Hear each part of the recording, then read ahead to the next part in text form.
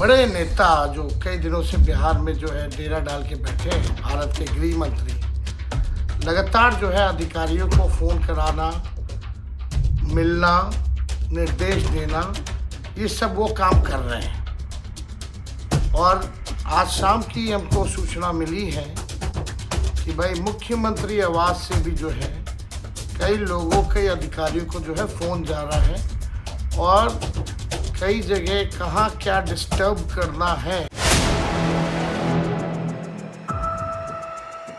दूसरे चरण से पहले तेजस्वी यादव ने फोड़ा बड़ा बम, अमित शाह पर लगाया बड़ा आरोप। इस वीडियो में हम इसी पर करेंगे बात। नमस्कार, 4 PM पर आप सभी का स्वागत है। दोस्तों, तो क्या वाकई अमित शाह फोन पर धमकी दे रहे हैं? क्या सच में बिहार के पहले चरण के मतदान के बाद एनडीए में बौखलाहट है? क्या हार के डर से अब अफसरों पर दबाव बनाया जा रहा है? और क्या बिहार में भारी मतदान होना बदलाव की बहार है? पहले चरण में 64.69% मतदान हुआ, 2020 से 8.5% ज्यादा। इतिहास गवाह है, जब जब बिहार में वोटिंग प्रतिशत बढ़ा है, सत्ता बदली है। और इस बार भी आंकड़े बता रहे हैं कि जनता कुछ कहने निकली है। लेकिन इसी बीच सियासत में मच गया है बवाल। तेजस्वी यादव ने देश के गृह मंत्री अमित शाह पर सीधे सीधे धमकी और दबाव का आरोप लगाया है और कहा कि सीसीटीवी बंद कराए जा रहे हैं, रातों रात अधिकारियों को बुलाया जा रहा है, फोन किया जा रहा है और महागठबंधन समर्थकों को परेशान करने के निर्देश दिए जा रहे हैं। ये कोई छोटा आरोप नहीं है, बहुत बड़ा आरोप है। दोस्तों, बिहार में चुनावी घमासान अपने पूरे चरम पर है और पहले चरण के मतदान के बाद सियासत का पारा अब तेजी से बढ़ता जा रहा है। वोटिंग के नतीजे भले ही अभी आने बाकी हो, लेकिन जो संकेत पहले मतदान प्रतिशत से मिल रहे हैं वो सत्ता के गलियारों में हलचल मचा रहे हैं, क्योंकि इस बार बिहार ने मतदान के आंकड़ों में इतिहास रच दिया है। 2020 के मुकाबले इस बार पहले चरण में करीब 8.5% ज्यादा वोटिंग हुई है, 64% से ऊपर मतदान हुआ है। और बिहार का राजनीतिक इतिहास बताता है कि जब जब मतदान में इस तरह का उछाल आया है, तब तब सत्ता की कुर्सी हिली है, सरकार बदली है। तो क्या इस बार भी बदलाव की बहार चल पड़ी है बिहार में? पहले चरण में लोगों का जोश, जनसैलाब और मतदान के आंकड़े सबने एक बात साफ कर दी है कि जनता इस बार बहुत कुछ कह रही है। लोग घरों से निकले, कतारों में लगे, अपने मत का लोगों ने इस्तेमाल किया। और जब बिहार की जनता इतने जोश के साथ वोट देती है तो राजनीतिक समीकरण बदल जाते हैं, यानी दांव बड़ा है और परिणाम का असर पूरे बिहार की राजनीति पर पड़ने वाला है। पहले चरण के बाद जो माहौल बना है वो एनडीए खेमे में बेचैनी बढ़ा रहा है। राजनीतिक गलियारों से लेकर सोशल मीडिया तक चर्चा है कि एनडीए के नेताओं के चेहरों पर मायूसी है। वहीं विपक्ष, खासकर आरजेडी और महागठबंधन के नेता इसे जनता का बदलाव संदेश बता रहे हैं। इस बीच तेजस्वी यादव ने एक ऐसा दावा कर दिया है जिसने बिहार से लेकर दिल्ली तक सियासी हलचल मचा दी है। तेजस्वी ने सीधे देश के गृह मंत्री अमित शाह पर बड़ा आरोप लगाया है।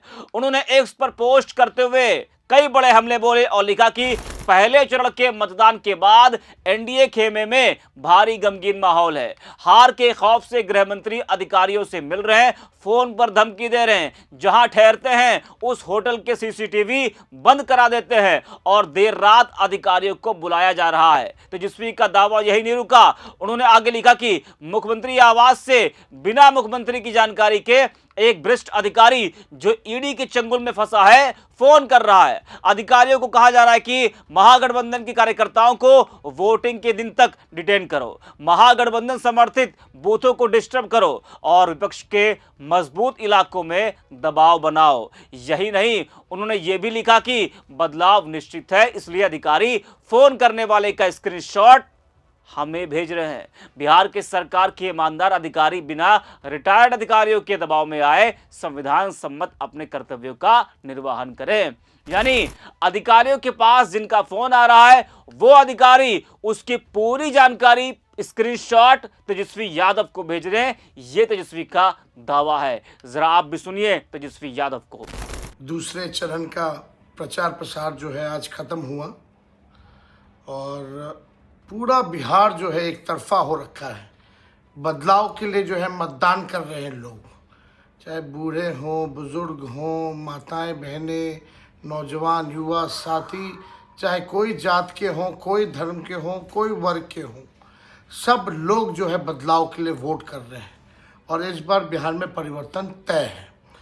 इसी खलबली में एक बड़े नेता जो कई दिनों से बिहार में जो है डेरा डाल के बैठे हैं, भारत के गृह मंत्री, लगातार जो है अधिकारियों को फ़ोन कराना, मिलना, निर्देश देना, ये सब वो काम कर रहे हैं। और आज शाम की हमको सूचना मिली है कि भाई मुख्यमंत्री आवास से भी जो है कई लोगों, कई अधिकारियों को जो है फ़ोन जा रहा है और कई जगह कहाँ क्या डिस्टर्ब करना है, अपने अपने रेंज में वो अधिकारी कौन बूथों पे डिस्टर्ब करना है, कौन बूथों पे नहीं करना है, इस तरह का निर्देश जो है जा रहा है।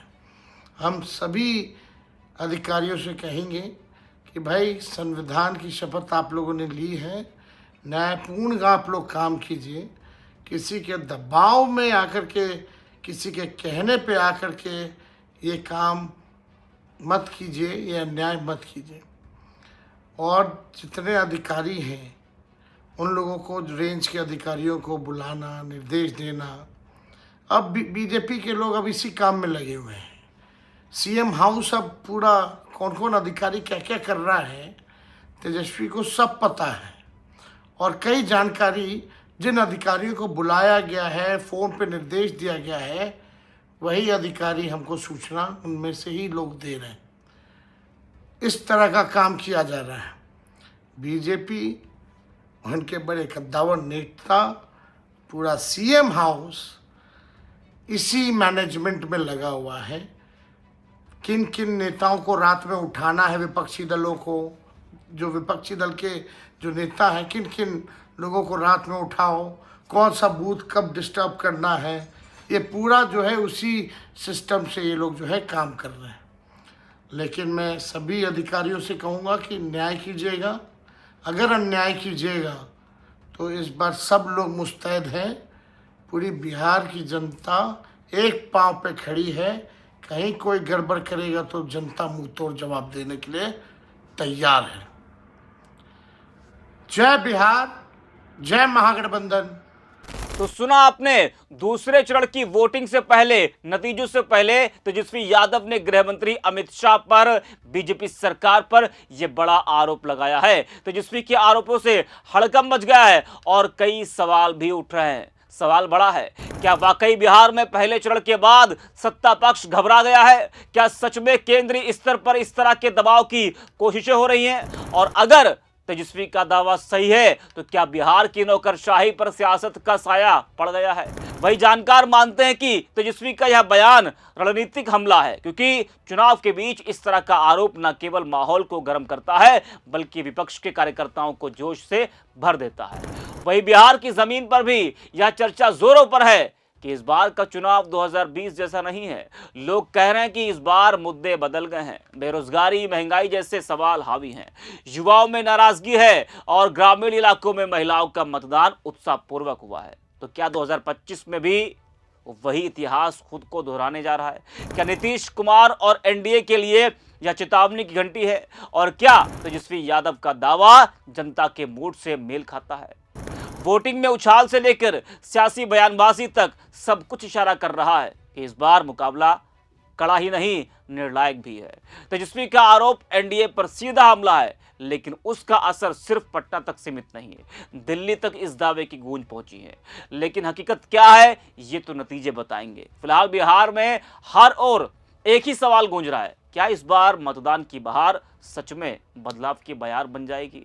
पहले चरण के बाद की तस्वीर ने विपक्ष को आत्मविश्वास दिया है और सत्ता पक्ष को सतर्क कर दिया है। तेजस्वी यादव का हमला सिर्फ बयान नहीं बल्कि एक राजनीतिक संदेश है कि बिहार बदलने को तैयार है। अब देखना यह है कि कल दूसरे चरण में जनता इस बदलाव को कितना आगे ले जाती है, क्योंकि बिहार में इतिहास ने कई बार दिखाया है, जब वोट बढ़ता है तो राज बदलता है। अब कल के बाद 14 नवंबर को जो नतीजे आएंगे, तस्वीर पूरी साफ हो जाएगी कि आखिरकार इस बार बिहार की जनता ने किस पर भरोसा किया है। तो इस वीडियो में इतना ही। आप देखते रहिए 4 PM। है।